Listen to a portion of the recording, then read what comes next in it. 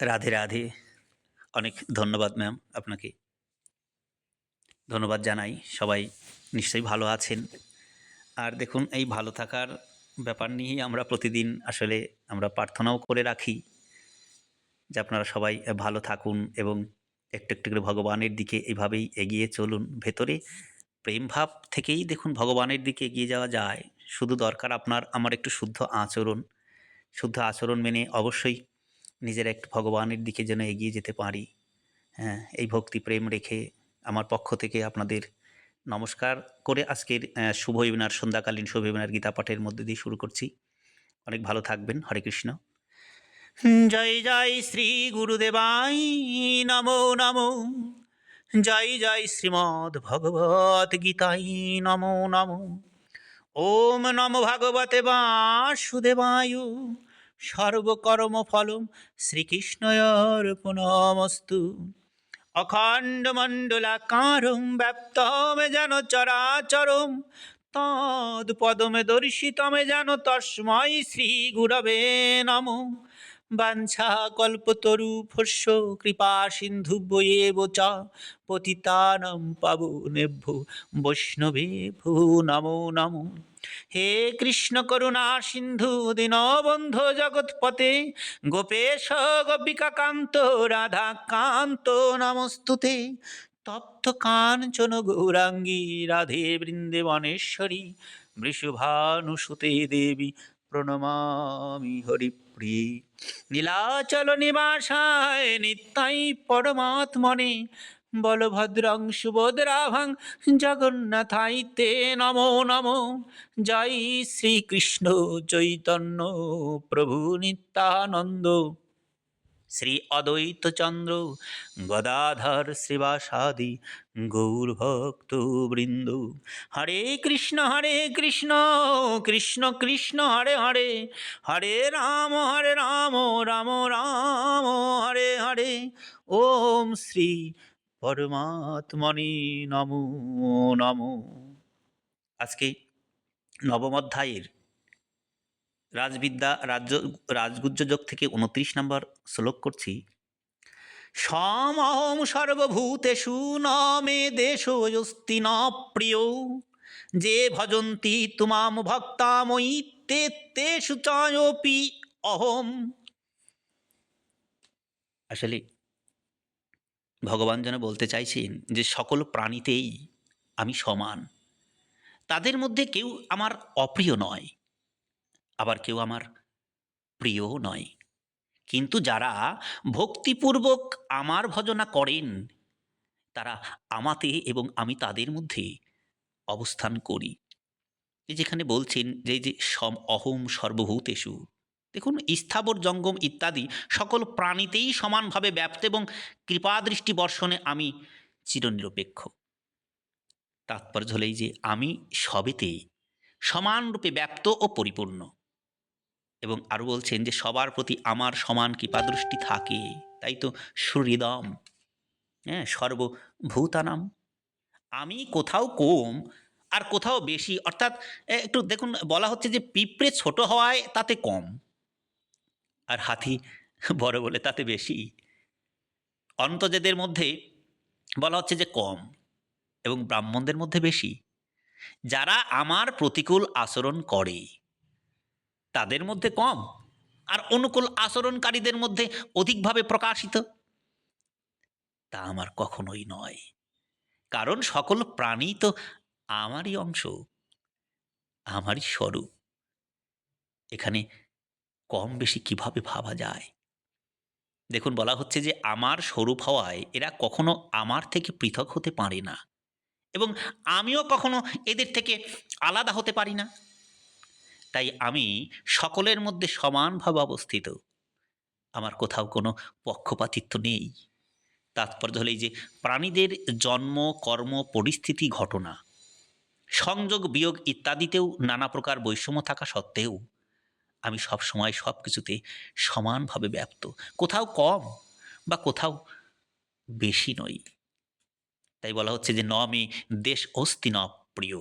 এই যে দেশ অস্তি ন প্রিয়, এখানে ভগবান প্রথমে বলেছেন যে সমস্ত প্রাণীতে আমি সম, এবার সেটি আলোচনা করতে গিয়ে বলেছেন যে কোনো প্রাণী আমার রাগ আসক্তি দেশের পাত্র নয়। তাৎপর্য তো এই যে আমাতে বিমুখ হয়ে প্রাণীরা যতই শাস্ত্রীয় যজ্ঞ দান ইত্যাদি শুভ কর্ম করুক, তা সত্ত্বেও তারা আমার রাগ আসক্তির পাত্র নয়।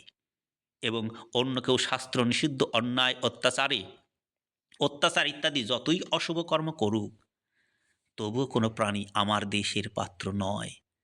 কারণ সকল প্রাণীতে আমি সমানরূপে ব্যপ্ত, সবার উপর আমার সমান কৃপা, এবং সমস্ত প্রাণী আমার অংশ হওয়ায় সমানভাবে আমার প্রিয়। তবে একথা সত্য যে ব্যক্তি সকামভাবে শুভকর্ম করে সে উচ্চগতি প্রাপ্ত হবে, আর যে ব্যক্তি অশুভ কর্ম করবে সে নিম্নগতি অর্থাৎ নরক বা 84 লক্ষ যোনি প্রাপ্ত হবে। কিন্তু এরা পুণ্যাত্মা ও পাপত্মা যাই হোক, আমার রাগ আসক্তি বা দেশের পাত্র নয়। কথাটা বোঝা যায়। এভাবেই জীবনের মধ্যে জীবন আমরা যেভাবে গড়ে উঠেছি, যেভাবে চলতে চাইছি, এই যে দেশ, এই বিষয়গুলো আমরা বুঝে উঠতে পারি তো?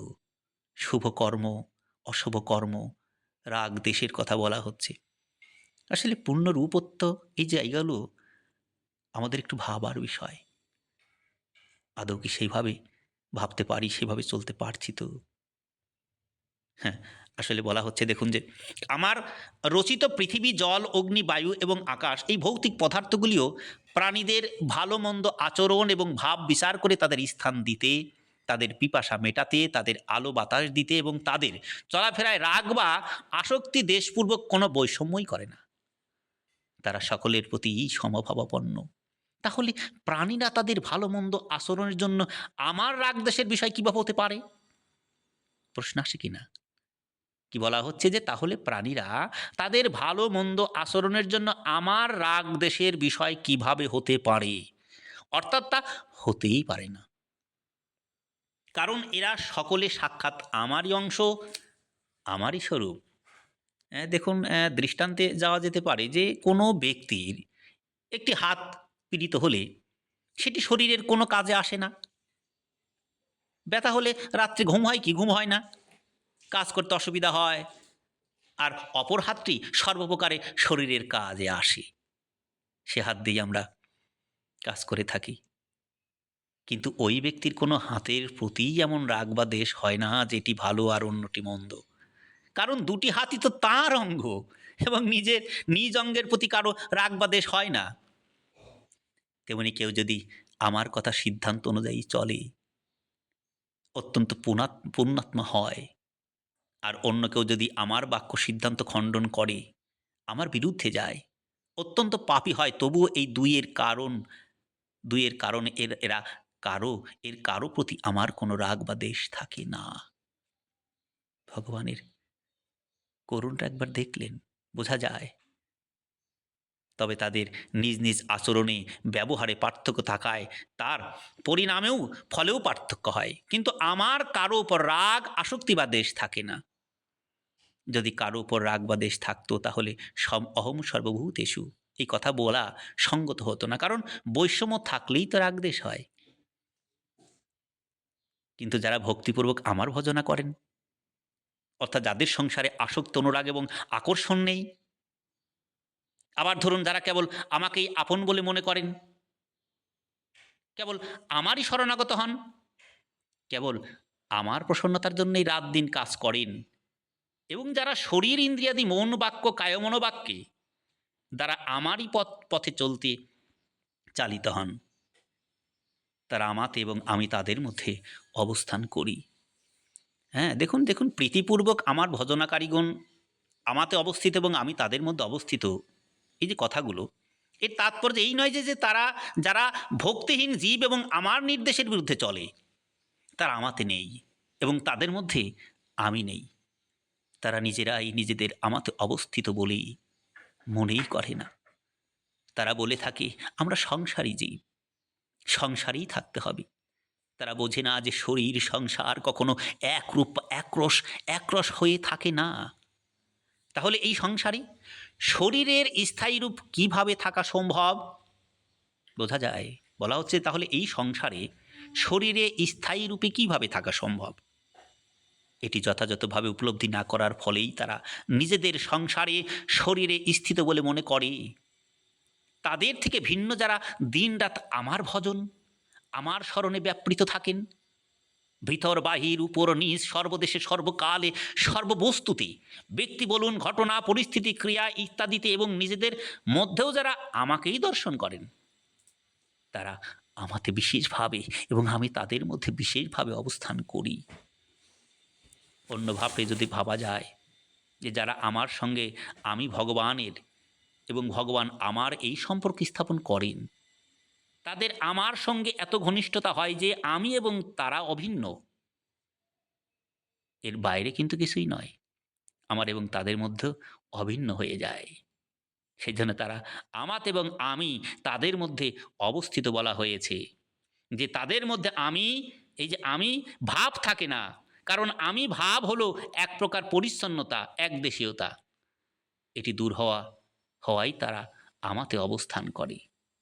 তাই এইভাবে যদি ভাবি যে আমি শুধু ভগবানের আর ভগবানই শুধু আমার, ভগবান বিনে জগৎ সংসারে আমার আর কি হতে পারি, আর আমিই বা ভগবানের ছাড়া আর কার হতে পারি? ভাবনাটা, বিচার বিবেক তো আমার আপনার উপরে। ভাবুন না, ভেবে চলুন। এভাবে ভগবানের প্রতি একটু একটু করে এগিয়ে যাওয়াই হলো আমাদের কাম্য। হরি ওম তৎসৎ, হরি ওম তৎসৎ, হরি ওম তৎসৎ। ঈশ্বর সবাইকে মঙ্গল করুন। ওম শান্তি। ধন্যবাদ সবাইকে, ভালো থাকবেন।